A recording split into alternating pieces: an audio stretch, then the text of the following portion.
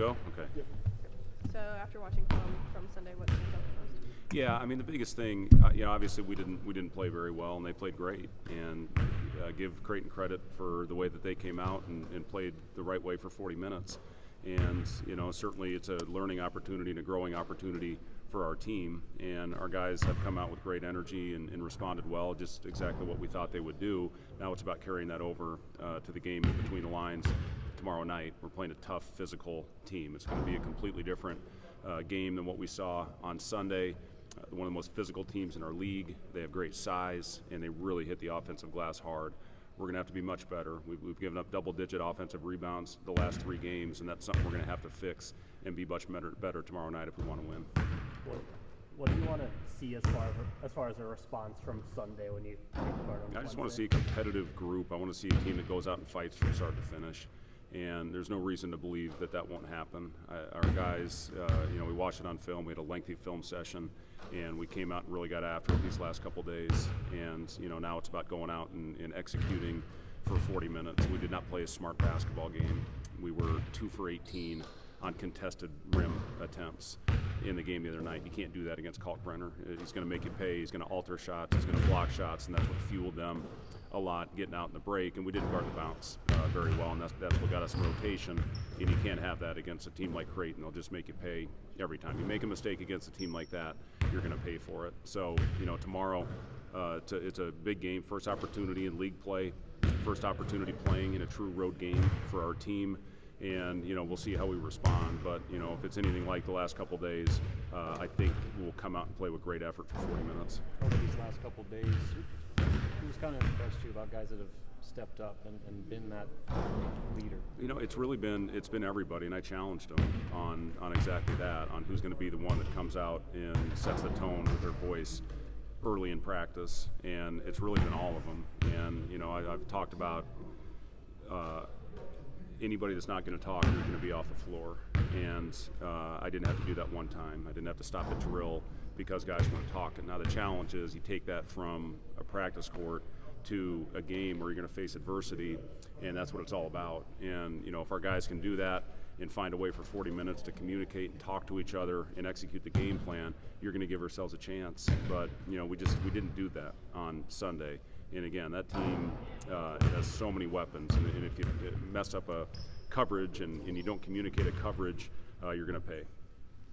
Dawson Garcia, he's a pretty unique matchup just with his size and perimeter shooting ability. What's the key to stopping him? Yeah, he's coming off the best game of his career. He had a 36-point game against Ohio State, almost brought them all the way back, and it was a 20-point deficit, and they brought that thing all the way down to 5 in the second half, and a lot of that was just Garcia. They were clearing out the side, letting him go to work in a one-on-one. It's not just a Rink or a Josiah or a Matar problem. It's a whole team problem when he has the ball. Obviously, his abilities, he's a roller at times, and he'll also pick and pop, where he's a very efficient three-point shooter. So, it's just doing everything you can to contest him. Try not to let him get easy ones. If we come out and have good attention to him, which we're going to have to do, hopefully we'll be okay. But he's a heck of a player, and he's playing the best basketball of his career right now. You mentioned on the radio the other night maybe having to play a little bigger against the team with Minnesota's size. Specifically with the lineups like Josiah, Rink, and Jawan, what are you able to do with kind of more bully ball lineup? Well, thanks for listening, Wilson. I appreciate it. It's it's something that we're prepared to do.